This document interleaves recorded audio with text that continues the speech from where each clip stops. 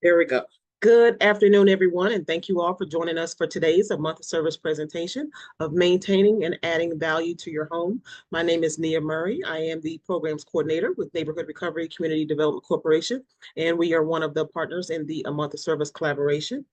On behalf of Neighborhood Recovery, today we have our presenters with the Smith Group Property Inspections as well as Keys Real Estate Services. We have Ms. Nikki Collins, and later today joining us will be Mr. Brian Smith with Smith Group Property Inspections. But also included in the partnership, we have the City of Houston's Department of Neighborhoods, Lone Star Legal Aid, the Earl Carl Institute, Texas Legal Services Center, Houston Volunteer Lawyers, the Harris Central Appraisal District, and the Harris County Tax Assessor Collector's Office. And together we make up A Month of Service. And basically what A Month of Service is the collaboration of all 8 of our organizations coming together on a monthly basis, offering a variety of different workshops relative to asset building, asset protection, community empowerment, and the maintaining of generational wealth. We know that there are a lot of underserved communities that are out there that do not have access to a lot of information, that don't know where to go for available resources, and just to get basic information that can help with basic things like maintaining and the longevity of your home.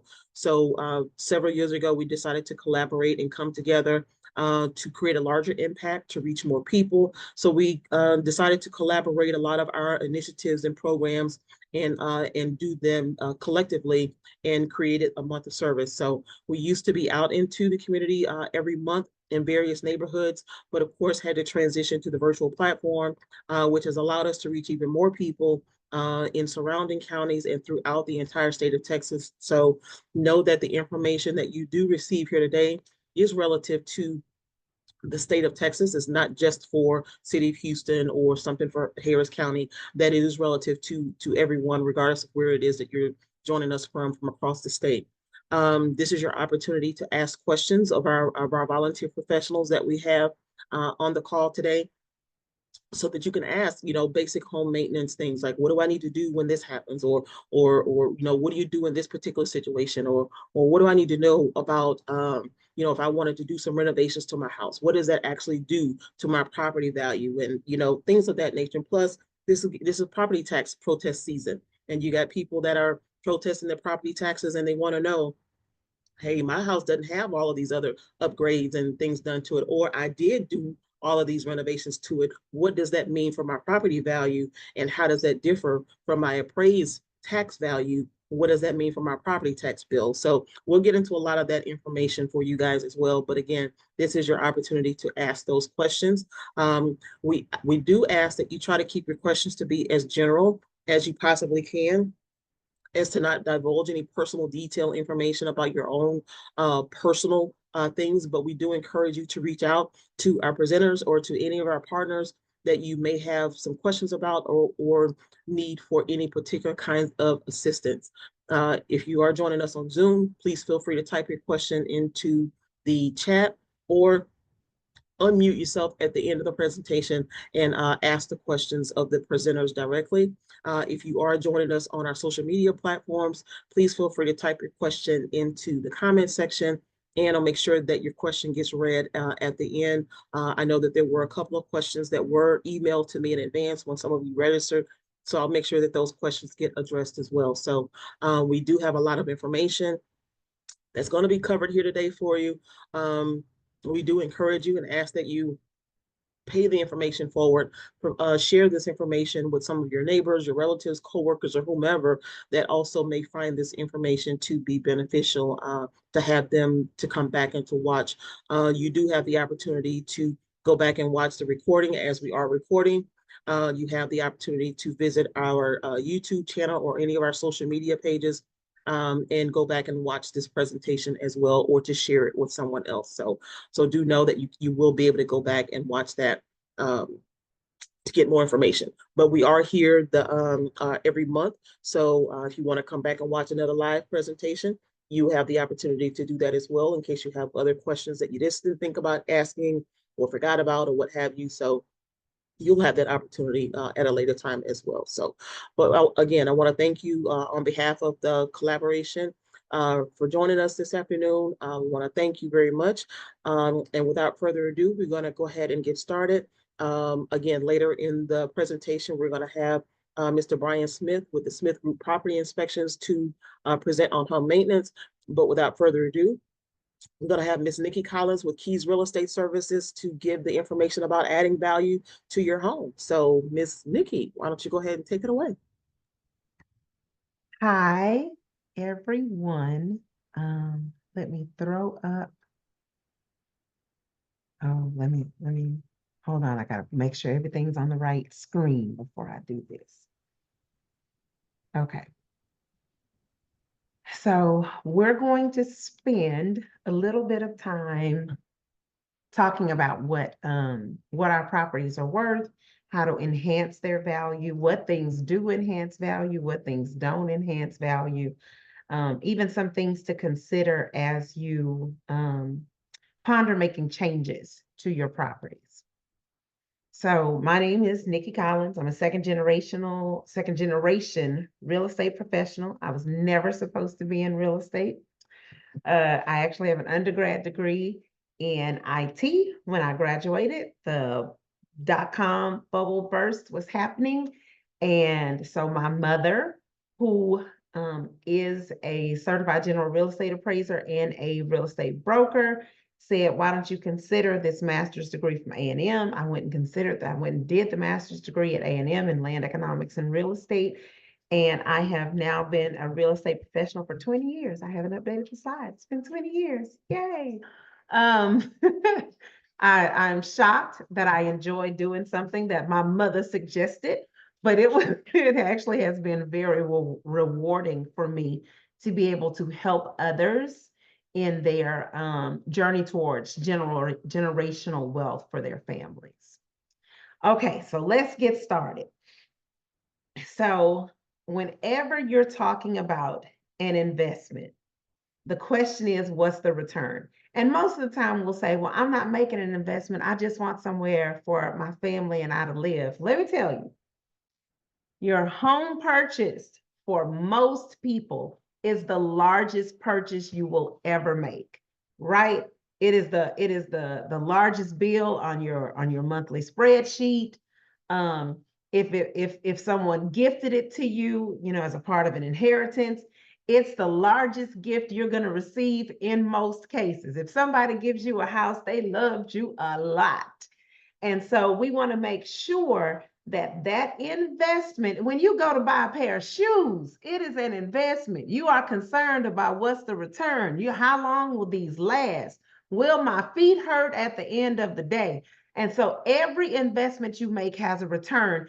How do we calculate that in terms of real estate? And really, this is going to happen with anything that is a tradable commodity, which real estate is.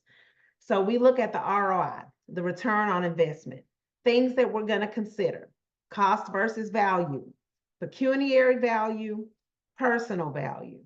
And we're going to discuss that as we continue to look further down the line. So when we talk about return on investment measures how much you would have made or could have made based on how much you invested. Let's go back to the pair of shoes, because it's so easy to see it in dollars, right? We can't always see it if we don't have a dollar basis. So if I spend $20 on a pair of shoes, and yeah, I'm rough on shoes, okay? So if I spend $20 on shoes, I got about 3 days before those shoes gonna make my feet hurt every day. Not a good investment. I'm not getting a good return. Did I save money? Theoretically, because now I'm at the podiatrist trying to figure out what's going on with my feet. So now I went and bought $120 worth of pair of shoes. Y'all, the only tennis shoes I can wear. Help me. When I was young, I could wear anything. I'm still young. I just can't wear anything. So now my tennis shoes on average run me about 150, 160, but my feet don't hurt. So what I canceled out with that podiatry visit on a monthly basis, the return was great. So cost versus value. The $20 shoes didn't cost much. The value was negative. The $160 shoes cost a lot. The value was exponentially more. So let's look at how that works if you're buying or purchasing in terms of money. Okay. So, and we're only talking about pecuniary value, that which is measurable. You can measure in dollar, in cents, in dollars per hour. You have some way to calculate this value. So we're talking about pecuniary value. So if I buy a house for $10,000, right? Why is it $10,000? Because my cousin sold it to me, right? So it's $10,000. Well, the appraiser comes out and says that that house is worth $350,000. So the value was substantially more than what it cost to purchase, right? So a lot of times when we do, now sometimes I'm in love with this house and I have cash because that makes a difference, okay? I'm in love with this house and there is a bidding war going on, but I know cash is king. And so I offer these people $500,000 for this house and they snap it up. And oh, it went so fast. We're already in the process. I've told them I'm going to pay cash. You know what happens when you pay cash? You don't have to get an appraisal. Why? Because a lender is not requiring one. In a lot of instances, if you have a good realtor, they will recommend that you still get an appraisal so you can be sure of your cost versus value. But you were deeply in love with this home. So you offered $500,000. Your real estate agent said, well, we under contract, so I don't know how much room you're going to have, but let's get the appraisal anyway. Well, you get the appraisal, the house is worth $350,000, $375,000. You know why? Because the house to you was valued at $500,000, but $150,000 of that value was personal value. I'm willing to pay this extra because how this makes me feel. It may be that I am buying the house that I grew up as a kid that my parents sold, and now I'm able to go back and buy it for myself. Just those things. I'm willing to pay more to keep this house because this is where I brought my babies to. It's just those kinds of things, the ooey gooiness of a transaction that can add some value that nobody can count but you. Now, if you have the financial wherewithal to pay for ooey gooiness, that's fine. Just know that nobody else is going to pay for your ooey gooiness. So here's some things we're going to consider as we look at the return on investment. Money is expensive right now. Word on the street is they're supposed to be trying to ease those interest rates. We haven't seen them ease yet, but we're proud because I need to buy a car this summer. Okay, but we look at what's happening with the rising cost of money. Why do we say that the cost of money is increasing? Because we are a country built on credit. It's the reality of how we function, right? I go and take out a loan to do my payroll. I take out a loan to buy my supplies. As I get paid for the purchase for whatever I made with my supplies, I go back and pay that loan. As I get paid on projects I've completed, I pay off the loan that I got to pay salaries. That's really how we function. So as interest rates go up, everywhere that there are loans all along the transactional highway. And every time somebody else pays a little more on their loan, you pay a little more. So if you are buying flooring for your home, well, the man who harvested the bamboo had to pay his team. He took out a loan for their salaries. That loan costs more this time. That's passed down to the person, to the manufacturer of the floor. See, because the man who harvested the bamboo is going to sell it to the manufacturer. So he passes on his increased interest to the manufacturer. Well, the manufacturer just had to buy new machinery. And when he bought his new machinery, he took out a loan, increased interest rates. So now he's going to take that interest rate. He's not going to eat that cost because we don't do that in America either.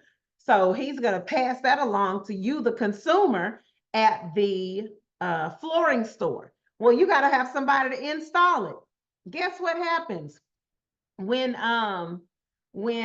costs are high? You start to have laborers who cannot afford to bear the brunt of those increased costs. So they begin to kind of drop out a little bit. If they drop out a little bit, guess what also happens now? Labor is more expensive because there are fewer people doing the work.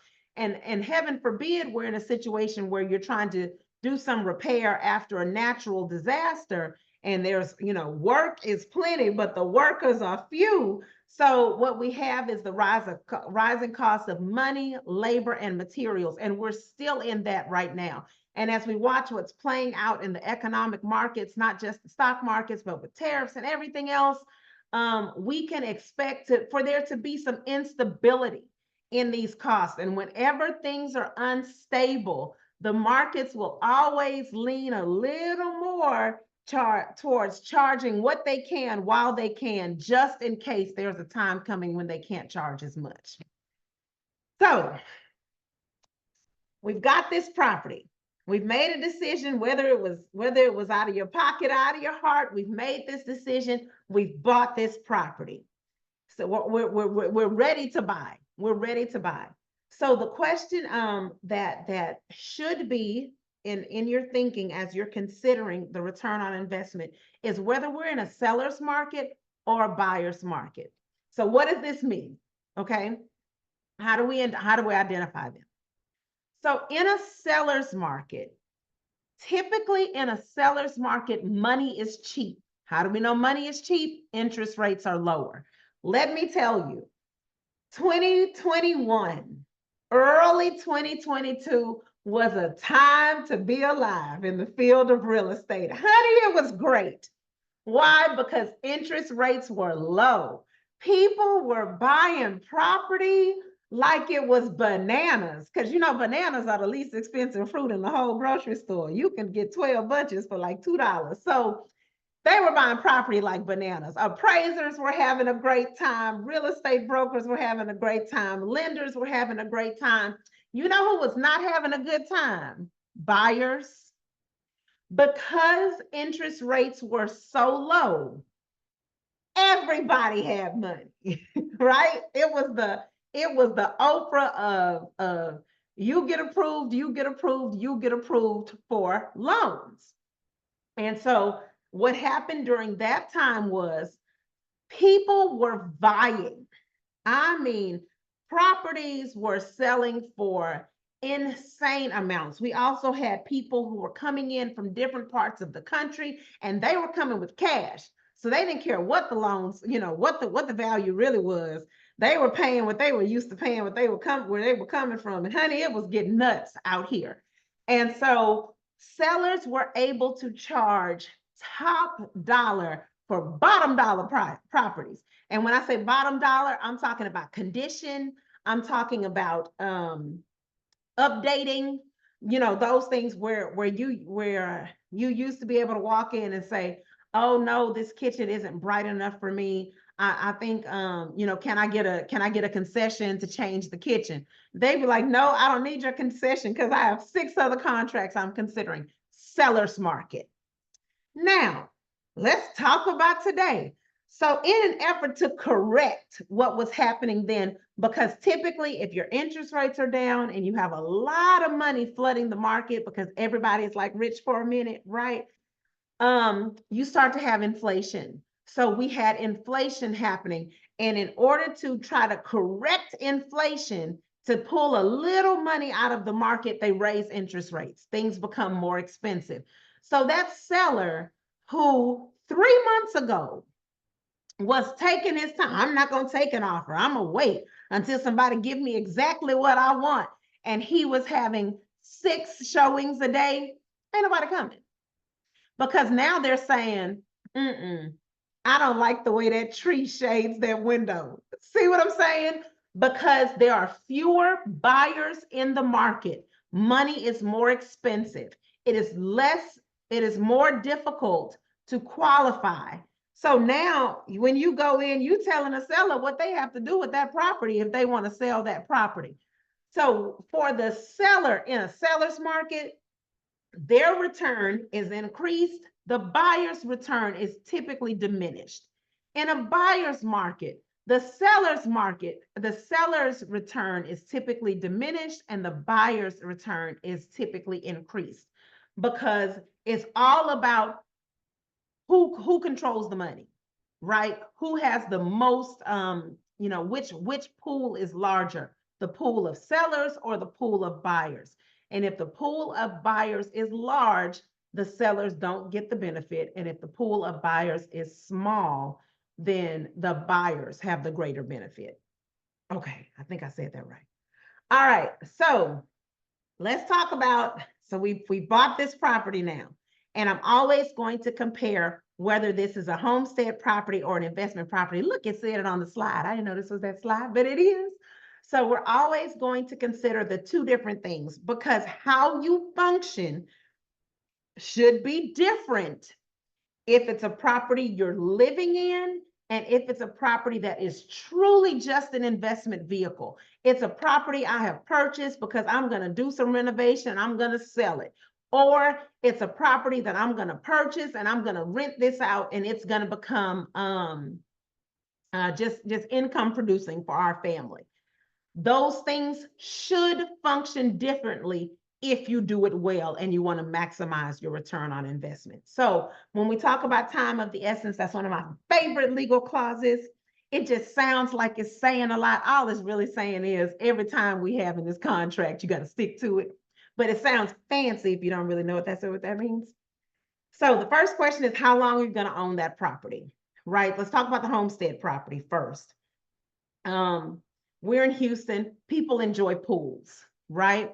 And so we've talked to people who said, I think I'm going to put in a pool so it'll raise my property values. I'm an appraiser. I tell them, don't do that. Not for a property value increase. How long do you plan to be in this house? Well, I plan to stay here another 2 to 3 years. Do you plan to use the pool? Oh, no, I'm just doing it so I can sell the house for more when I sell it. Don't do that. Why? Because pools are expensive. They can be anywhere from $40,000 to $100,000 on the average appraisal.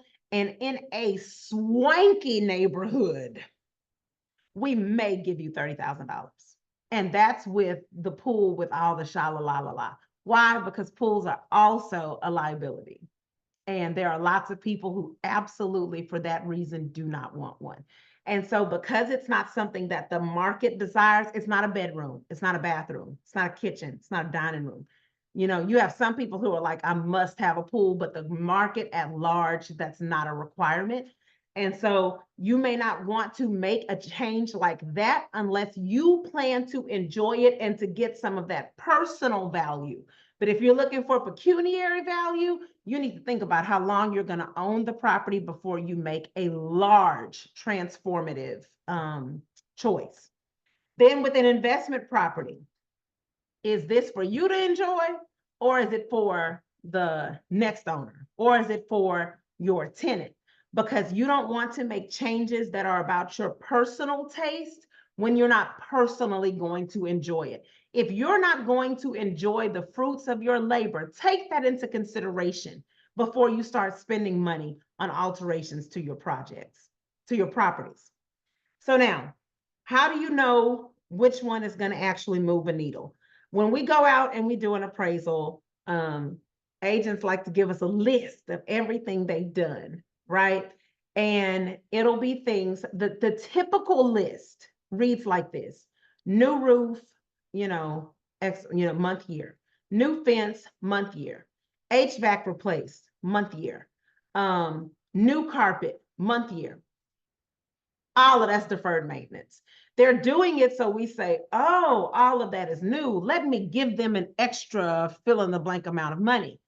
But that's deferred maintenance. All you did was you said, this roof needed replacing. What you did was make sure we didn't ding you for things that needed replacing because they are just standard components of a home. If the homes in your neighborhood have fences, guess what? You need a standing fence. All of the houses have roofs. You need you need to replace your roof. Now, all the houses in your neighborhood with 15-year roofs and you put on a 30-year roof, we might do a little something with that. but everybody has a 15 roof and you do too. Well, very good for knowing it was time to do some deferred maintenance on your home.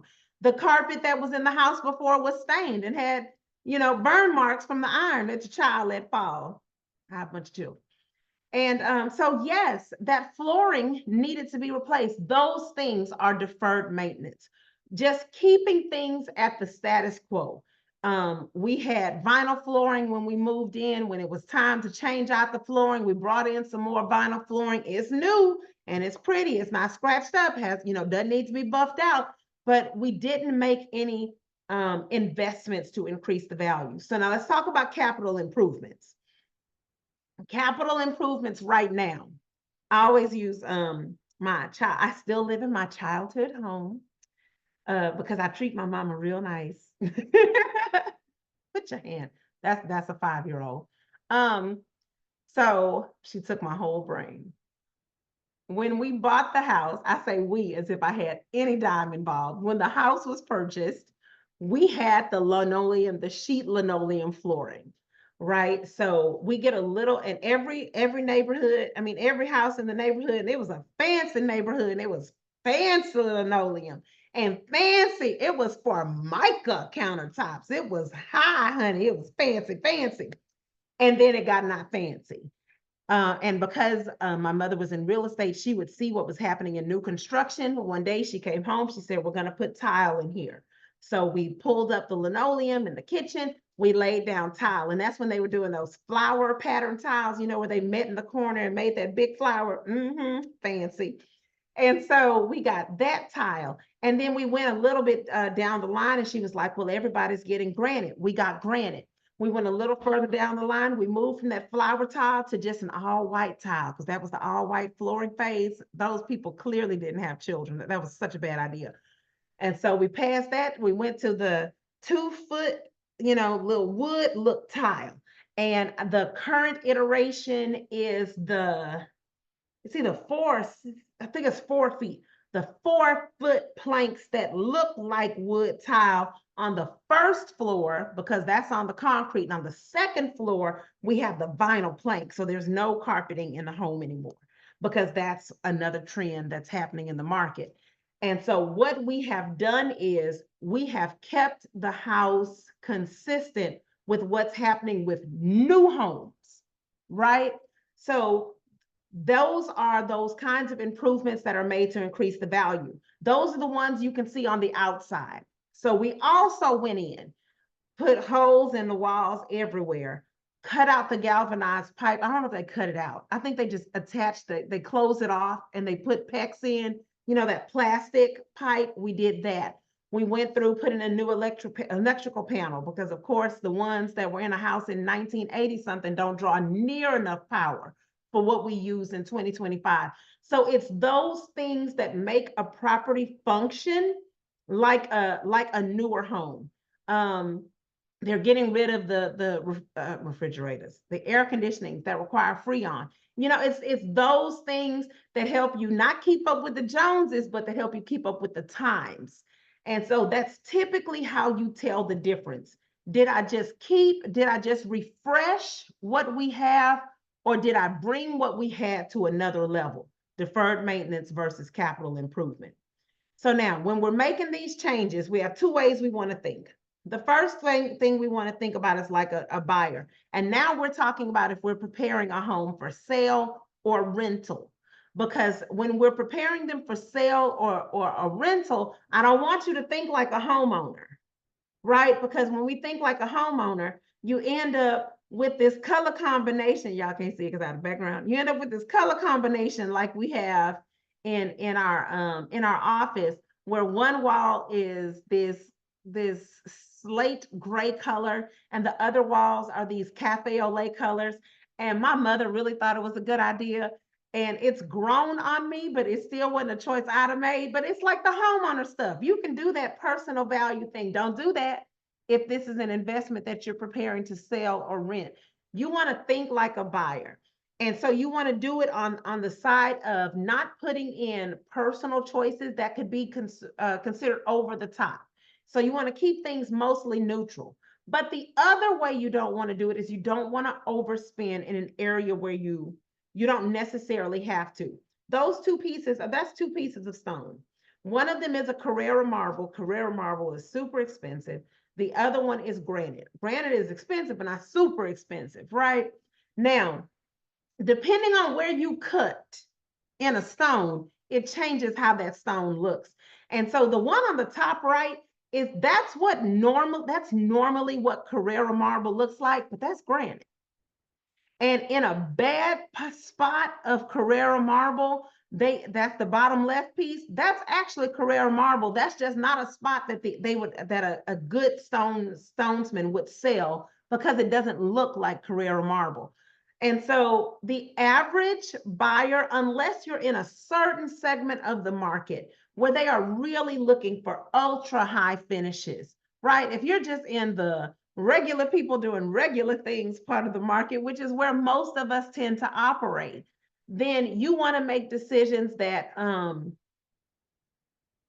feel like luxury without being luxurious on your pocket, because we always want to maximize our return. So you want to be very careful that you're not like, but I want Carrara marble so that they know, and girl, you're selling this house for $350,000. Don't do that. Don't do that. That Carrara marble is gonna eat up all your profit. You're gonna say, why didn't I make as much? Because some of the choices you made were more than you should have done for the price point where you were. Now I want you to think like an appraiser. I'm sure you've all seen those little characters that say, you know, what I feel like my house is worth, what the bank says my house is worth, what the county says my house is worth, what the appraiser says the house is worth. Let me tell you how we do what we do. So, things we consider: what's happening in the homes around us. When we are figuring out your home value, it is what I call either an artful science or a scientific art, however you want to take it, but it's both of those things working in tandem. There is math, and then there's expertise and market experience. So, what's happening in the homes around me? I am 123 Main Street, and I'm a 1,000 square foot house with 3 bedrooms and 2 baths. In a perfect world, the sales comps I would use would be 125 Main Street, 127 Main Street, 129 Main Street, and they would all be 1,000 square foot houses with 3 bedrooms, 2 baths that sold yesterday, right? Because we could say, I know for sure, same floor plan, same street, same everything. You know, the only thing you can't have the same is that particular lot. And so I have a reasonable certainty that the value should be this. Well, that doesn't tend to happen most of the time, right? So what we do as an appraiser is we say, what's happening in the homes around us? If you're in an area where, let's take my house again as an example. If I walked into a property that was for sale in my neighborhood and they still had sheet vinyl floors, they missed the boat. They missed the boat, because everybody through here has replaced floors. They've replaced countertops. They've done something to make the we still in those houses where, you have the wood paneling, not the plank wood paneling, but the big sheets of wood with the edging and, frou la la. But, you've done a little something to make that not feel as austere as it was in the 80s. What's happening in the homes around you is everybody moving to more current flooring. Now, if everybody's moving to more current flooring and they're getting engineered hardwoods and you go and get imported bamboo, don't do that. You're not going to get back what you think, because sometimes we think quantity. I spent a lot and so I should get a lot. But when you go back to cost versus value, that's not always how it works. Quality. Does it match the quality that we expect from this area? Then okay, we're going to say that you're consistent with what's happening here. We might say, well, they have a little better quality than what's happening in this market area. But then the question becomes, would a buyer pay more for your bamboo floors at this house than they would to have engineered hardwood at the 5 other houses for sale in the market area for $25,000 less. They would not. On average, they would not. Not unless you have that person who's like, I'm so in love that I'm willing to pay cash beyond what I should. So you don't want to over improve, even while you want to make sure that you're doing enough. And then we want to give thought to how the market is moving. Right now, the market is in what I call quiet volatility, right? There are some times when the market is in loud volatility, when the appraiser is just holding on, to our hats, trying to make sure that we are giving correct values because the market is all over the place. What we're finding right now is the market is trying to correct itself from those overinflated prices, and they were overinflated in 21 and 22. And so it's trying to correct itself. And so we want to be careful during a market right now that we don't do too much, because it's hard to know whether we're on an upswing or a downswing. And so much is happening economically that it is difficult right now to forecast. Sometimes you can see how the forecast is running. In 2020, any real estate person worth their salt knew that we were heading into an upswing. When we saw things begin to teeter, we knew a decline had to happen because we could not sustain where we were. And that's what we're starting to see, is the little beginning of that decline. It's not bad yet, but depending on how things are happening in the markets, it will determine whether we move into a true real estate decline. So as we are making these little changes, what are some easy things you can do if you're preparing to sell your home, or even if you just wanted to feel refreshed for your own personal enjoyment? And I have to tell this first one to myself with all 6 of my children, is to clean up. I walked into my back door today. I looked at the door into the laundry room, and I think I can look at our life over the past 2 or 3 weeks on that door. I said, no, we need to take a magic eraser to that door. A good deep clean will sometimes make a place feel brand new. It's the reason why we paid crazy amounts of money to get our car detailed, and we want them to spray in that new car scent because we want to feel what we felt when we bought it just one more time. Same thing in your homes. Give it a good cleaning. If you're starting to see little areas where it can be anything from, you cook a lot, and so those things linger in the air, they settle on your walls. So it may be time for a refresh in your painting. Then if things are damaged or stained, like the little place in the hole, and they put a little bitty hole in that door because we should have bought solid. Anybody with 6 kids should not buy a hollow core door. My bad. They put a little hole in that door, so we're gonna just probably replace the door because I don't know how to fix that. But you want to replace or repair damaged and stained items. So if you're trying to make a big change in the value of your property, whether it's for your own use or if it's for investment, let's talk about what sells houses and what makes a house feel, ooh, even to you. When you look at our appraisal form and they ask you about condition, I don't know how it's going to change. It's getting ready to change everything. But for right now, when you look at our appraisal form and they're asking you about condition, the only 2 rooms they ask about, bedrooms, bathrooms. I mean, bedrooms, kitchens, bathrooms. When was the last time those were updated or renovated? And renovated always means more than updated, because updated means, you did a little something, something, something. Renovated means you went there and you changed that sucker. So those are the 2 big things that determine how much of an increase you can get in valuation. Now, floor and decor, I always tell people to, unless you're going for the personal value, to be as neutral as you can in your decor. I'm not saying just white, but I'm saying my sister built her house. Her bedroom is black, all 4 walls and the ceiling. Now she has 10, 12-foot ceilings. So in her room, that black ceiling feels majestic and cozy and warm and whatever. But if she was getting ready to sell that house, unless she was looking to sell it to another little bougie person like her, and I can say that because she's my sister, that might not be the best move to have this black primary bedroom, right? So you want to be careful in those bold choices that you make to suit you if the intent is for it to be suitable for someone else. Now, if you're looking to maneuver within a niche market, that's fine. But just realize you're moving within it, you're decreasing the amount of people who could potentially be pleased. And the tighter your pool gets, that also begins to affect your return. So these are the questions I get as an appraiser. Let's get in the mess now that we're wrapping it up. Is this worth it? Number one, solar panels. The answer is not, as the data so says at this point. See, clean that up for the people.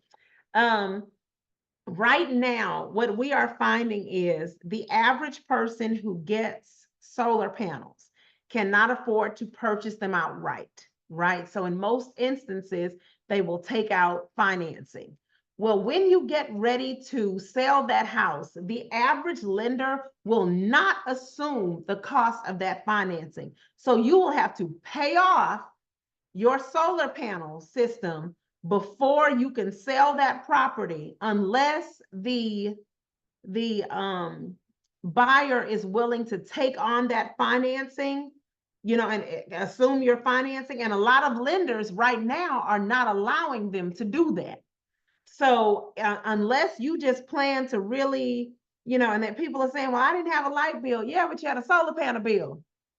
So you have to decide whether financially that is a good idea from you. From an appraiser's perspective, we don't see it yet. Generators, we know that the grid is jacked. We just tell the truth and get in trouble later. And so when we have big storms, it impacts us all, changes whether or not we have power. Do we make a notation? Same thing as solar panels. Do we make a notation that those things are on the property? Absolutely. But unless we have data that says that this is something that the market is now considering typical, then we can't give value for it. So it is nice for you to have, y'all see it's a trend going with all these little fancy add-ons that we like to do. And I'm not saying don't do your add-on, because I'm an add-on girl. Just know that most of these things are going to be personal value, not pecuniary value. We already touched on swimming pools a little bit earlier, and outdoor kitchens tend to follow that same vein. I love a big outdoor kitchen to grill, and with a full sink and refrigerator and all the stuff, and the mix, have your mixology session going. But when we come out to appraise, we mentioned that one exists. But unless all the houses, or not even all, but the majority of the houses have outdoor kitchens, then that's something you wanted, not something that the neighborhood was really doing. And so you want to be careful when you're doing those things for your enjoyment, that you're going to enjoy it, because you may not see the financial return from it. So as we're wrapping up, what do? If you're wanting to make changes to your property, and you're wanting to get the most return, I stopped saying bang for your buck, because you may not get that. You may just be interested in the return. You're trying to get your best return. You want to make a plan. You want to be honest about what you are willing to spend, right? You want to set a cap on that thing. You want to be specific about how much you're willing to lose. Once you see, now sometimes you get too deep in a project to turn it loose. When we built this office, it was right before stuff got crazy in the pandemic. But we had to get architect designs, we had to get permitting, we had to do all of that. We were putting cash to the side because we didn't want to have anything we were financing for. We wanted to pay out of pocket. And by the time we got ready everything was in order and we got ready to begin, materials had gone up 900%. So one of the 8x4s we were planning to buy that used to be $4 was $36. Blew our budget completely, but the roof was off. So what you gonna do? We just ate beans and rice and cried and built the thing. But you and I know I say don't overextend. So do as I say, not as I do. But because we knew this was working and it was intending to be income producing, then it didn't hurt us as bad. We just knew we had to get a little more work done to make sure that we didn't have to finance any of it. But you do want to be honest, you want to be specific, and you don't want to overextend. Because what you don't want to be is where every time you look at your beautiful home with all the things you want, that home is the only thing you can see because that pocket is tight. So I want you to be able to not only create generational wealth, but that the generational wealth brings you happiness and joy, as opposed to sadness and regret. So if you have any questions or you have a specific issue that you want to talk about as it relates to you in particular, you can reach me at 281-414-5709, or you can email me at N like Nancy, V like Victoria, COLLINS at KEYSRES.com. And it has been my pleasure. All right, awesome. I had a question for you real quick before we get to Brian. I see that Brian is actually on. When you go back to the page where you were talking about the solar panels, and I believe that I had asked the question, I think you were the one that told me that before. When you're talking about solar panels or people are interested in getting solar panels, there was something about them being like outdated, or they become outdated after a while, that, and I'm like, I didn't even know any of that. So can you kind of elaborate a little bit on that as people are thinking about solar panels, and what does that mean? So solar panels are like any other piece of electronic technology. When they first started selling 85-inch televisions, okay, my mama wanted to get one for the kids for Christmas because she's that grandmother, right? So we spent an exorbitant amount on this. Do you know you can walk? We had to spend at least like $4,900. You can go in the store now, 85-inch, $2,000. $2,000. And the technology we have, the picture is gorgeous. Outdated. Outdated. It's going to stay on that wall, but it's outdated.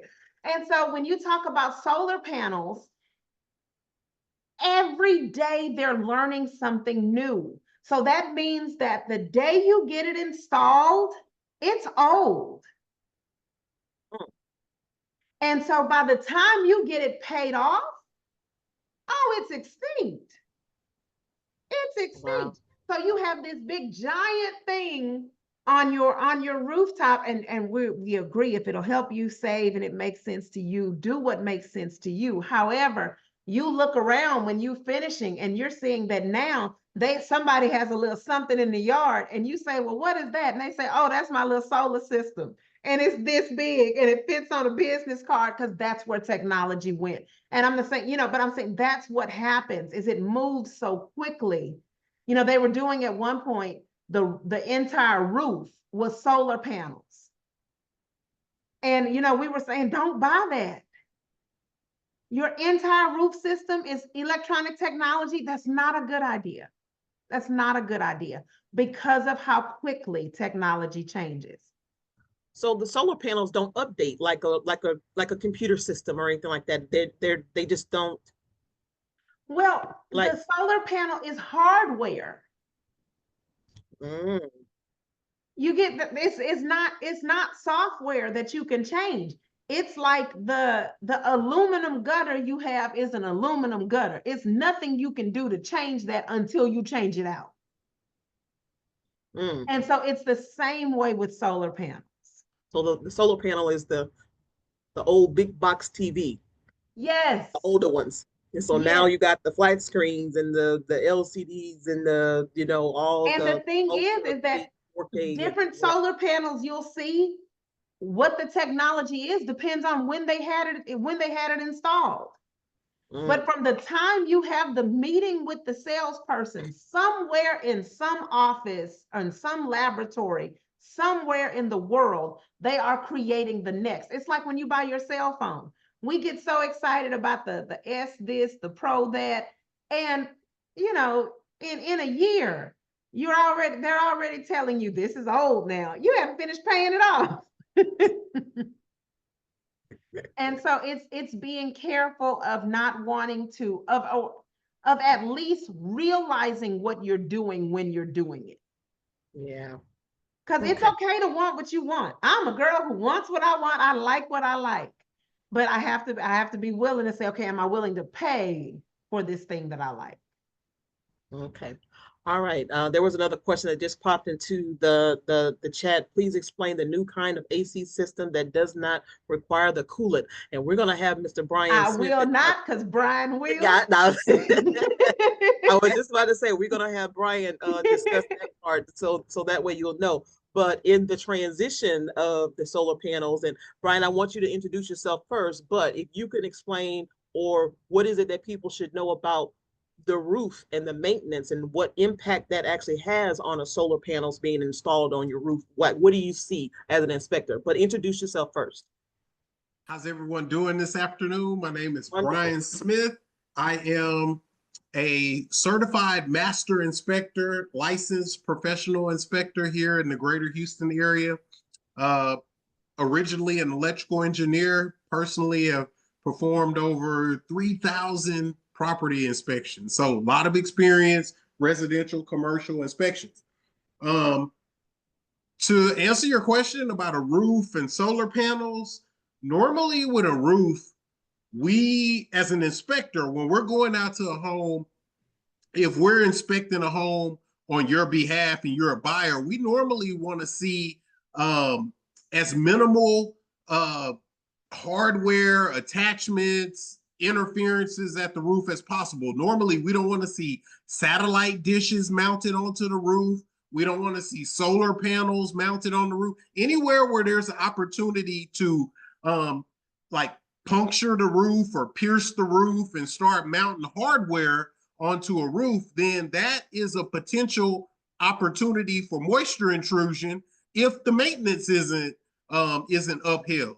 So yeah, it's normally not necessarily something that we want to see as an inspector. And yeah, that's kind of how we view solar panels. Now, today we are talking. Oh, Miss Nia, you were going to say something? No. I just said okay. That's kind of what I needed. Yes, ma'am. Yes, ma'am. So today, home maintenance is what we're talking about. So what I like to start with is a conversation just at a high level. We talk about, we work really hard to get into our home, and that's a journey. And sometimes people think, man, I got those keys, I've arrived, I can put my feet up on the couch and that's it. Well, I mean, there's more to the story. And the more to the story is now you're not you don't live in an apartment complex anymore where you put in a maintenance request and the guy shows up, problem solved. Now you're the homeowner. And what we're really talking about is maintenance. Very similar to, you have a car. Most of us have cars. You got to get the oil changed in your car if you want that car to continue to operate properly. So on a home, I normally like to start with the concept of the big five systems of the home. What am I talking about? I'm talking number one, the roof. Number two, the foundation. Number three, the plumbing system. Number four, HVAC. HVAC being the air conditioner, the heater, that type of thing. The electrical system, and so that's five. But then as a bonus, number six, I normally like to talk about termite activity. So again, roof, foundation, plumbing, HVAC, electrical, and then termite activity. So those are some of the main areas that can end up costing a lot of money. And what I want to do is just talk about at a high level what you can do as a homeowner as far as maintenance goes. And this is going to help this is really going to help maintain your property value. You're paying your mortgage, you don't want things to start to decline. So starting with the roof, what can we do with the roof? So first of all, the average lifespan for a roof here in the Houston area is about 20 years. Give or take a few years, but 20 is about the average. So, the question is, what can we do as a homeowner as far as maintenance goes with our roof? Well, what you see on your screen, we have a checklist that Ms. Nia is going to make available to everyone, and it's broken down into the seasons: spring, fall, monthly, annually. And when we talk about the roof, I mentioned earlier that we normally don't want, if we can avoid it, we really don't want a lot of hardware mounted onto the roof, whether it's satellite dishes, solar panels, whatever the case may be. But if you are going to have those type of things, you have to make sure that at the interface of the hardware and the roof surface that things remain sealed properly so we don't get moisture intrusion. Also, the trees around your home, we don't want tree limbs touching the roof. When the wind is blowing, the tree limbs can sway back and forth. They can rub the granules off of the shingles, and they can overall shorten the lifespan of the roof. So the maintenance of your trees is actually important for your roof. And then in that same conversation, if you have gutters around your roof line, which I recommend you do have gutters, then you want to make sure that your gutters are cleaned regularly. I think it depends on how many trees you have in your yard, how many leaves are falling. But if you live in an area with a lot of pine needles, for example, a lot of pine trees, you may need to get out there once a month and keep those gutters clean. We don't want moisture backing up into the roof line, and we also want the gutters to perform as intended. So those are some basic steps that you can do to help keep your roof in good shape. Trim the trees, keep the gutters clean, and let's minimize the hardware mounted onto the roof. So that's the roof. Number two, let's talk about the foundation. So here and also, if you guys have any questions as we're going through this, please put them in the chat. Ms. Nia is good about relaying the questions to me, and I'll be happy to answer any questions that you have. So on the foundation, as a homeowner, what can I do as far as maintenance goes with my foundation? Well, the first thing to understand is that here in the greater Houston area, we have a more clay, expansive type soil. And what does that mean? Well, that means that in heavy rain seasons, the soil will kind of swell. And in drought seasons, when it's not so much moisture, the soil will contract. And so the soil can actually cause the foundation to shift and move. And as a homeowner, you want to minimize the shifting and moving of your foundation. So what can you do? So number one, we mentioned trees earlier when we start talking about the roof, but also trees can have an impact on your foundation. Well, how is that? So a good general rule of thumb is we want trees to be at least 10 feet away from the house, because the tree roots can cause problems with the home, whether it's the underground piping, whether the roots are causing the foundation to shift. At least 10 feet away from the home is where we want the trees. So as a homeowner, if you have trees closer than 10 feet, that's something that you want to kind of keep an eye out for. So that's number one. Number two, we want to maintain a medium amount of moisture in our soil around our homes. Not too much, not too little. If we've got too much moisture, the soil swells and the foundation's moving. If we've got too little, the soil is contracting and then the foundation's moving again. So what can we do? In an ideal situation, if you have an irrigation system at your home, if you're running your sprinkler system 2 or 3 times a week, 4 times a week, whatever, then ideally that is enough moisture to keep your soil at a medium saturation point. Now, if you do not have an irrigation system, then it is not, and it hadn't rained in a while, then it's not a bad idea to give your soil a little bit of moisture. You don't have to, overflow it with water, but if you walk around your home and you see where the earth and the ground, it starts to look like it's blistering. I mean, I don't have a picture of it up on the screen, but if you guys have ever seen the ground where it looks like it's cracking and splitting, well, the ground is too dry. We want to irrigate our ground way before we get to that point. Now, on the flip side, if we're in a heavy rain season, we don't want standing pooling water close to the house and around the house, because again, that can cause the soil to be oversaturated. So at a high level, that's a good thing to do with the foundation, is control the moisture level. And then also, we want the foundation area to be clean and clear. We don't want to overdo it with the vegetation, the mulch. This is a good way to get pests and termites into your home. So while we're talking about the foundation, it's a good idea to just at least mention termite activity and how we can minimize the possibility of that.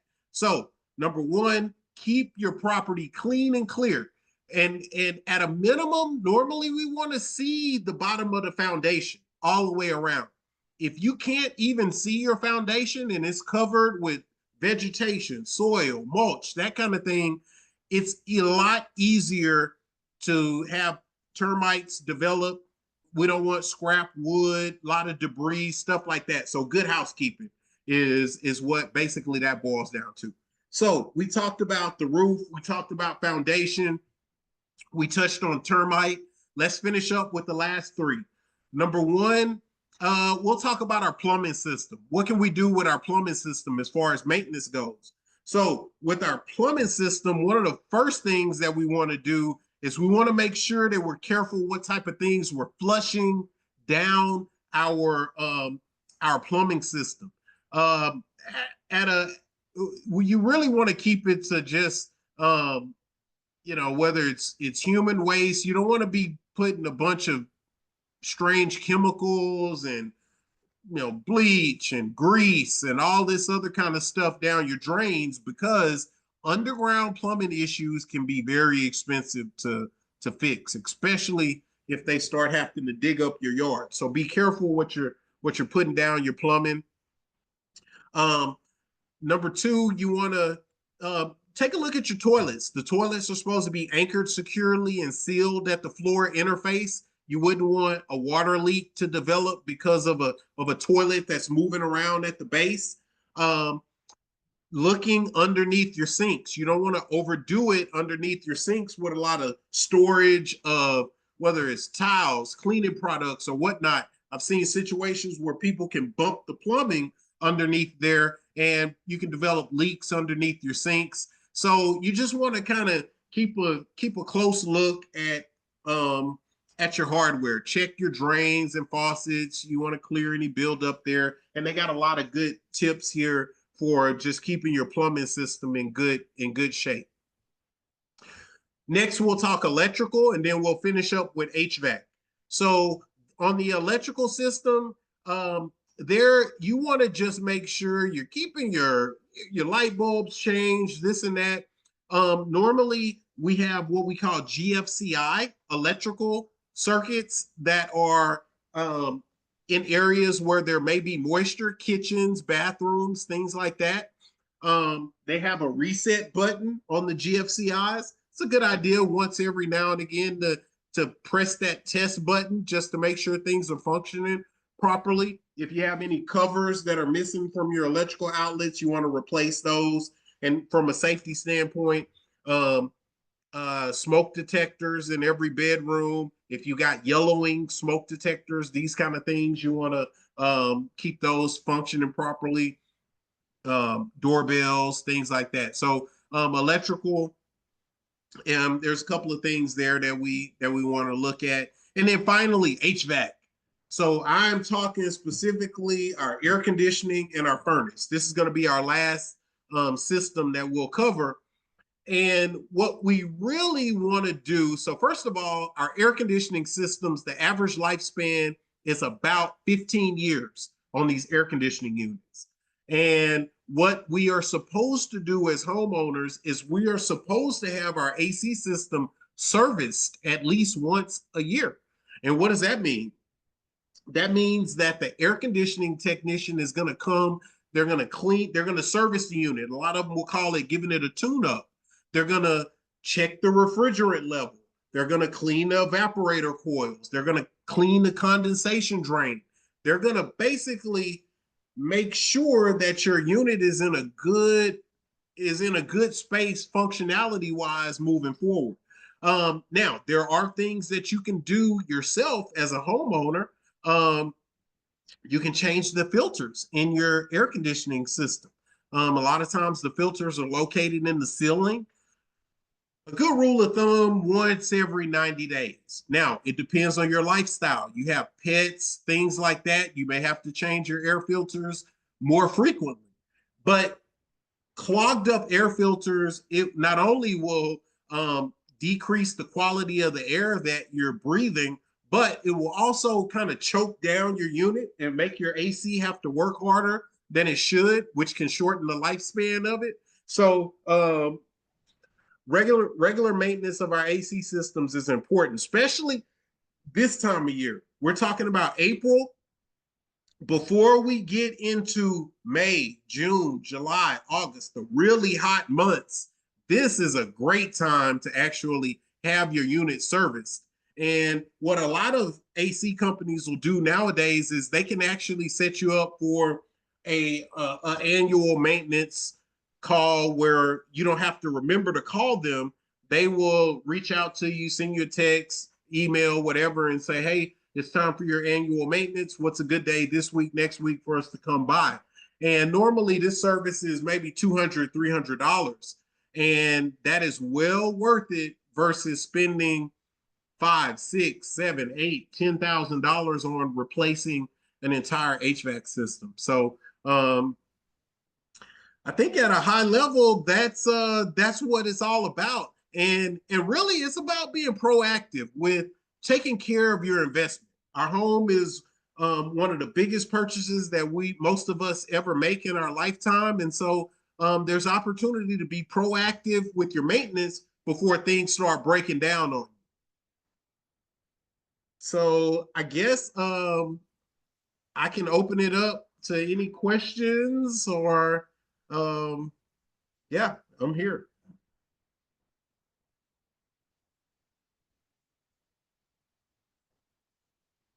Couldn't find my mute button. Okay. Cool beans. The home maintenance checklist that was just on the screen just now, I will definitely make sure that it gets sent out to all of you guys when I send out the link of the recording. So, and I just sat back down. So you addressed the issue about the new coolant. Please explain the new kind of AC systems that does not require coolant. Well, so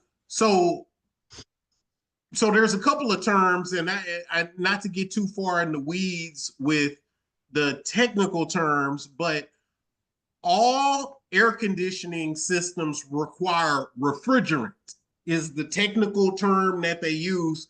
And basically what I think what this typically, how much do new HVAC systems cost? So I think what this question is getting at, Ms. Nia, is that there is a new type of refrigerant that is out in the newer systems. And it's more, long story short, it's more environmentally friendly. Years ago, we learned that the old style refrigerant was causing holes in the ozone layer and UV rays and all of that. And so they switched to a more environmentally friendly refrigerant is what's going on. And it's really difficult to get a hold of the older stuff nowadays, and it's really expensive. So it's being phased out, the old stuff that's not friendly to the environment. So it's not that somebody's gonna have to replace their existing coolant, it's just they won't be able to get it replaced once it's time to like refill it or whatever. Yeah, and the It's gonna thing cost is you with the more. refrigerant that it does not like evaporate. So if your system is all of a sudden low on refrigerant, well, something is leaking. And so, but what happens is, it's kind of like an old car. At a certain point, you can keep fixing it and tinkering it and whatnot, but then the conversation starts to happen about, does it make more sense to replace this old car at this point, or keep pouring more money into it and keep putting band-aids and patches on it? Because yeah.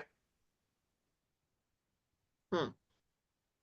Okay, I'm looking through the social media here to see if there's any other questions that were posted here, and I don't. Let's see. I think I see another one in the chat. It, typically, how much does a new HVAC system cost? So great question. So when you start talking about costs for an HVAC system, there's a few variables that you have to consider. So number one, the square footage of the house. Are we talking small house? When I say small house, let's say it's less than 1,500 square feet. Are we talking medium size house, big house? So different size house is gonna have some different costs. But then what you also need to understand about air conditioner units is no different than vehicles. You can have the lower end entry models, you can have the mid price one, you can have the higher end one. And so, there's a few variables that can go into it. But ultimately, the last part that I'll say is, are we talking about replacing the entire HVAC system, the the AC system, that the part that's outside, the evaporator coil up in the attic, the furnace, ductwork? Are we talking about just replacing? So it can start at like $5,000 and go up into the tens of thousands of dollars. But there's a few parts to be considered in that. And so ultimately, what I normally recommend for people when we start talking about replacing HVAC is getting multiple quotes, because you want to be able to compare all the information, and so you can make an informed decision. Do you need to replace the entire thing? Maybe, maybe not. Let's get an opinion A, opinion B, opinion C, quotes, and then we can take it one step at a time. But you want to gather as much information as you can. And sometimes that's hard because it may be hot in your house while you're trying to get all this done if your air went out on you. But get quotes. And then too, so I had an HVAC guy tell me once about setting up the zones or something for the thermostat for the unit, so that way you don't have so much air going in one area. You can control, because the way everything is kind of set up in mine, it's like I'm not in this space all the time, so I don't Right. want to turn my unit on to try to cool down the entire house if I'm Yeah. only in this one space. So So so I give you an example. So now in 2025, a lot of the AC systems are more energy efficient than they used to be 5 years ago, 10 years ago. So let's say, for example, you had a 2-story house or a big medium 1-story.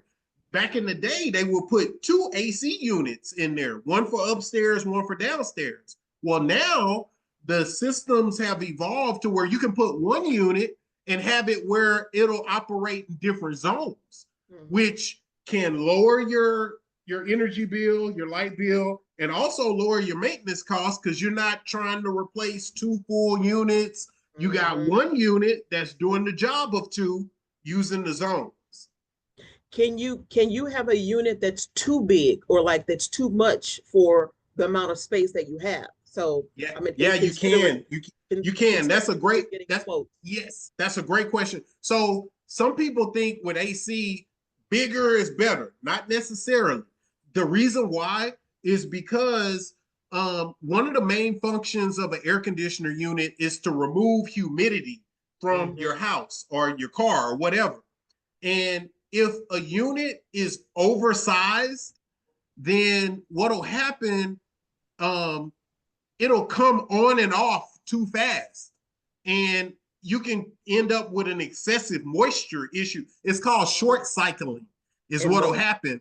And so, if you got a like a 1,000 square foot house and they put this big 5-ton unit on there, that's too big. And it's going to come on and off too fast before it removes the humidity the way that it's supposed to. There's a certain tonnage of air conditioner per square footage of house that is supposed to be looked at when you're putting the AC system in. I had somebody that had an issue with that the HVAC company sold her a unit that was way too big for her house, and it didn't take the moisture out, humidity, all that condensation and stuff was building up, and she ended up developing a mold problem because of the amount of humidity that was still kind of accumulating Yeah. in her space. So Yeah, it ended up being a huge issue. big problem. And I saw a lady, she had a similar issue, but what she did was, you know, her brother-in-law's friend worked at an HVAC company. They had a extra unit, brand new in the box, and you know, it wouldn't be no warranty, but he could get it done for a fraction of the price and blah blah blah. So they come install this unit way too big on this house, and off they went. No warranty, no nothing. And it did exactly like what you're talking about. And she couldn't understand what the problem was. It's brand new. I don't understand. Brian, can you, what happened? I say, man, yes, it's brand new, but it's 5 tons. And this is a little house. But isn't that good because it's big? No, I mean, that's not good. So, so the moral of the story is 2 things. Number one, don't always buy AC from your brother-in-law. If you're not getting a warranty and a reputable company, be careful. Cheapest is not always best. And number 2, the biggest AC isn't always appropriately sized for every house. What's the average rate for a home inspection if somebody wants to get a home inspected? So a home inspection starts at about $400. I mean, give or take, a little more, a little less, but again, it's based on the square footage of the house. So, and I'm speaking for my company. And with my company, we include termite inspections. We do swimming pools. You look me up on Google, got over 1,000 5-star Google reviews. So you should definitely call me for your home inspection. And you can look him up and watch his videos. And as he's going through an inspection, he'll put those up. This is something you need to check out. Up. This is something you need to be aware of and be mindful of. Yeah, that's right. How often would you recommend somebody to just get an inspection just because they want to know what's kind of going on? So that's a really good question. So there's a couple of different scenarios that I recommend where people consider having their home inspected. So number one, obviously, if you're buying or selling the house, I mean, you need to have a trained set of eyes looking at it. Number two, let's say you bought a house, new construction. Normally there's a 1-year warranty with these new construction houses. Before that warranty expires, 10 months, 11 months, we should do a full inspection of that house and turn in all those findings to the builder before your warranty expires, and it's your responsibility. So that's another good time. Also, if you're doing some kind of remodeling at your house and the contractor saying, hey, I need to get paid, that I need to get paid right now. Well, did they do it right? Maybe, maybe not. If you're a little unsure, you might want to have a third-party neutral inspector look at it before you hand them that check. Because once you hand them that check, you'll never see them again, right? And you know, so there's a lot of different situations where you could get your home inspected. Let's say, for example, I had a lady call, and you know, unfortunately, one of her relatives, they passed away. She acquired this property. She's trying to figure out, what do I do with this? She don't know nothing about this house. So we did an inspection on it for her. So basically she could have a full report card, if you would, of the full condition of this home, structural, mechanical, electrical. So she has like a starting point of information on this house that is now, you know, in her possession. Indeed. And also I definitely would say that if you're looking to get those renovations done, not just to make sure that the contractor did the job right, but as you're out there even getting quotes. So if you know you want to do some improvements to your house, you know you want to do some upgrades or some changes or get the roof repaired or whatever, have somebody take a look at it so that somebody could say, hey, this needs to be replaced, this needs to be looked at, this needs to be looked at, so that you're not getting some salesperson to then come in and say, oh, well, you got to fix this, and you also need to fix this, and this, that, and the other. So, especially if you don't know anything about HVAC systems or what the roof or the plumbing and all this other stuff, and you're not going to get shysted, basically. I give you one more example of a situation where I think it would be wise for someone to bring in an inspector. So there was a gentleman recently. He was considering putting his home on the market, selling it, or I mean, maybe he'd just been living there for a long time. And he had concerns with his foundation. And he wanted someone unbiased to come and sincerely evaluate the foundation so that he could have the information necessary.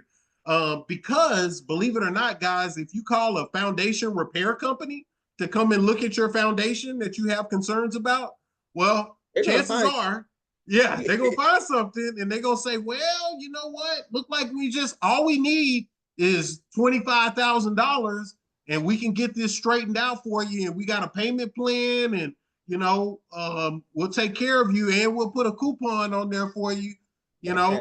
but and a lien on your property when you don't know yeah, about it. Yeah. yeah. So this gentleman in this situation I'm talking about, he brought me in to analyze the foundation because we measured the foundation. I use a device that structural engineers use. It's called an altimeter, where they measure the settlement of the foundation. And so he was able to get an unbiased assessment of the structure of the home. So if you're in a situation like that and you have some concerns and you want an unbiased assessment of the house, somebody that's not trying to sell you something, then you can consider bringing in an inspector, because we're not going to repair anything. We're just calling it the way that we see it as far as deficiencies. Is that something that's typically part of a routine inspection, though? Or is that additional to get that foundation inspected and that kind of thing, what you're talking about, that assessment? Yeah. So with my inspections with my company, I include that. I use a lot of advanced tools in our inspections, but it's not mandatory. Every inspector, some guys, they don't even know how to use that kind of tool. I include it with every one of our inspections because I want to add a lot of value to what to your experience. It's not mandatory to use those tools, and like I said, some of them they don't really even know how to use them. So I do, but and it's not extra. I include it with our home inspections. Cool beans. Miss Nikki, I have a question for you. Are you there? I am here. All right. Oh, property tax protest season is upon us. So if you guys have not gotten your property tax protest valuation, your property tax valuation notice out, be on the lookout for it, or go online to your appraisal district to find what your potential or proposed assessed value is going to be for 2025. What is it that you think people should know when it comes to potentially protesting? Well, everybody should protest. I ain't gonna say potentially, everybody should protest, just because when it comes to appraising your home, or what appraisal value is for the market versus the tax value when it comes to the valuation, what is it that you think that some homeowners should know as it relates to those two things, and what's the difference? So in theory, the tax assessor's market value should be the same as what an appraiser would come up with for market value. The assessed value is what they charge taxes on, which is a percentage of the market value that they're supposed to calculate. But here are the things that you can always remember. When a tax appraiser from the county comes out and they appraise your property, they can't see the inside. It's exterior only. They don't know your condition. They don't know if If the garage is a 3-car attached and it has tandem to the back, so your square footage may be overestimated. You know, they're relying heavily upon recorded data, which may now be out of date. Things may have changed on your property. Now, sometimes those changes will make your taxes go up, and sometimes those changes might make your taxes go down. But you want to have an actual appraisal by somebody who comes and looks at your property, can verify its condition, because the tax assessor is comparing, they're supposed to compare it to what is most similar to your property. That's not generally what happens. You know, they're generally like, these are the best sales out here. And that sale may have nothing to do, you know, especially because Houston has no zoning. So that means that you could have horses right across the street from your home. And so if you're the house with the horses, but the house across the street from you is this, you know, palace of a home, and they say, well, you're right across the street from each other, surely you are worth the same amount, you know, you're gonna want to go in and have that adjusted. Mhm. So But generally you it's have like, to go in with facts. They don't care anything about your ooey gooeys in those meetings. in addition to that, when you've got a whole bunch of maintenance stuff or a bunch of expensive stuff that's going on in your house, and you know that it's going to impact the value, that's where an inspector would actually also come in that can say, hey, this roof is outdated, it needs to be replaced.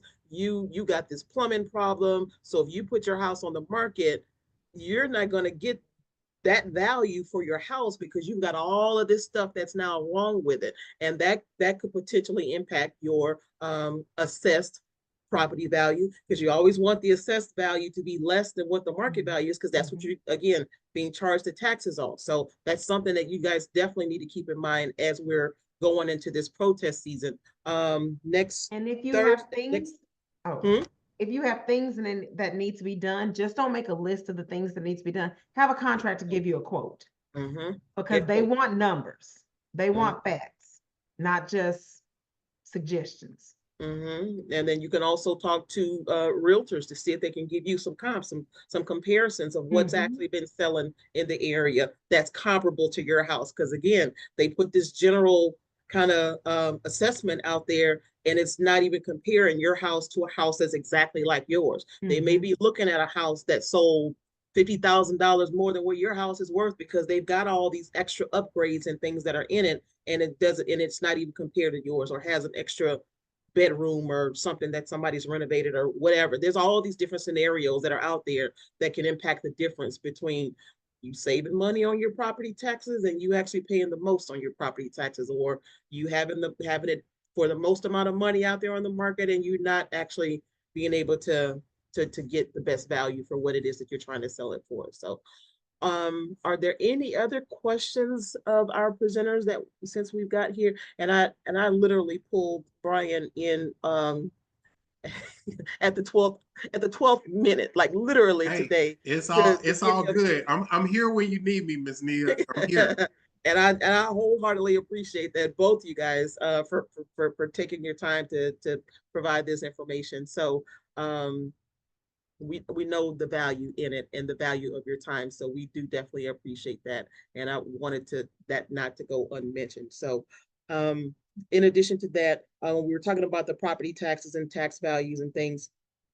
Next Wednesday, the 23rd, is our property tax workshop, where we will have the appraisal district and the tax assessor collector's office to come out to talk, and they will have um, members of the appraisal review board to be present, to kind of go through the process of what it takes to actually protest property taxes, what they look for, how do you schedule, what that whole process is like, since we're in that season. So if you guys have questions about that, you definitely want to make sure that you do tune in for that presentation as well.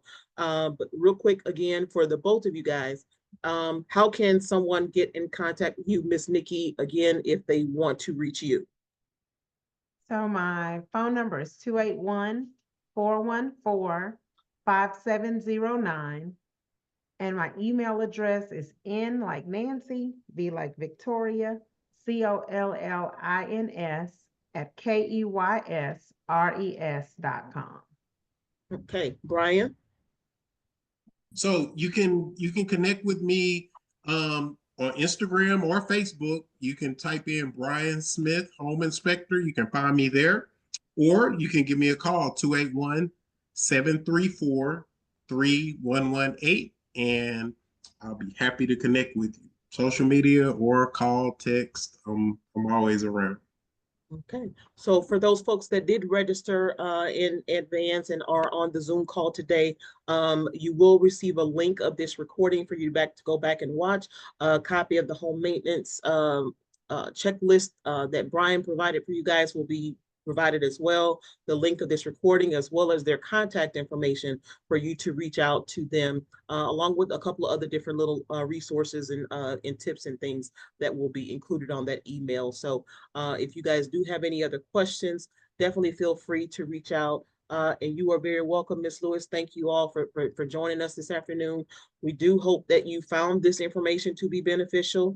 Again, pay it forward, pass it along to your neighbors, your loved ones and things, co-workers, other family members that also may need to receive this information as well. So again, we're here every month. If you guys want to come back and join us again. If you have other questions that you might have, feel free to reach out. At the end of this presentation, you're going to see a link, a Zoom link that's going to pop up on your screen. If you guys could take a couple of minutes and to complete our quick survey, basically just kind of tell us, what were your thoughts, your ideas about the presentation. If there are other workshops or other information that you guys may need information about that we don't currently offer, then please let us know. That's the only way we're going to know how to continue to improve upon the presentations and the information that we do hand out or provide each month for you guys. So we also trying to find ways to get back out and do either in person or like hybrid kind of meetings with you guys. We know that there's still that technical divide with a lot of folks being out in the community and not knowing how to access Zoom or social media, and they still need this information. So we're trying to figure out how do we get back out into the community as well. So look for us sometime soon, hopefully in a neighborhood near you, where we can get you guys scheduled to present. Not necessarily you guys being there in person, me being in person somewhere, and have you guys then still present, because we still want to make it convenient for you guys that you don't have to pack up and move around and things like that, because I know that's almost going to be impossible during the day to get you guys there. But I'm trying to figure out how do I get this set up so that I can kind of, set up these little mini hybrid stations kind of around. So if at this multi-service center, if I know I can get a bunch of people in a room that can tune in and watch the presentation, while I can get something else set up on another side of town, that's what I'm looking to do. So that way we can, get the information out, again, still to as many people as we possibly can, but I gotta get people willing to set up the presentations for people to actually watch. So that's what I'm trying to do. So if you guys know of any churches or other community centers, other activity centers and things that would be interested in doing something like that, then please feel free to reach out to me, and I'll be happy to come out and try to do some type of a presentation, whether it's the home maintenance, the property tax, our wills, our estate planning, our clearing title, our evictions, our foreclosure, whatever it is that we currently offer that is needed in your community. Please reach out to me so that we could try to get these stations set up for people to actually be able to watch and to hear these presentations, because it's a lot of information out there that we still know a lot of people are not getting access to, that they still need, that they're still calling and asking questions about. So we want to try to get that information out as much as we possibly can. So with that being said, thank y'all again very much. We really appreciate your time. We appreciate you all stopping by to watch and to view the presentation. You all have a wonderful remainder of your afternoon. Take care of yourselves, stay safe, enjoy this beautiful weather while we can, but today we don't know in a couple hours what it's going to look like, because we're in Houston, so there's no telling. But while we can, get out there and enjoy it. And you all, we will see you all next time. So have a wonderful afternoon.